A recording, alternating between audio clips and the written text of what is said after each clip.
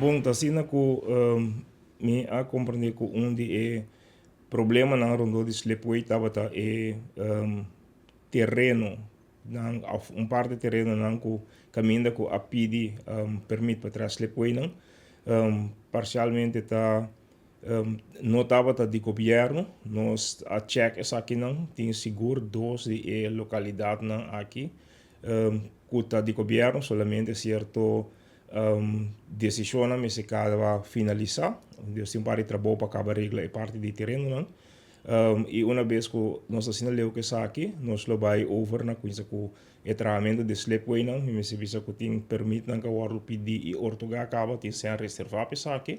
Dus esta questão de cada regla é parte de terreno não, anterior nós vamos começar com o tratamento de sleepway, me se visa também que o Playa France também acaba já tem permite, esse não tem um problema que me andi nós também organizar isso aqui conjuntamente com o Piscabon para nós chegar a uma solução toch a curto prazo para o problema de sleepway.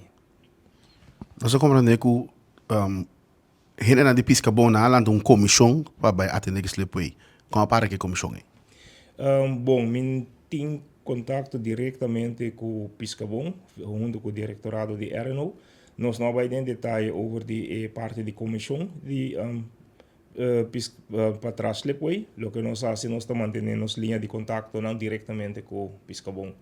E conjuntamente para chegar a resultado que dentro de um tempo toch relativamente cortico, nós temos essa aqui em place.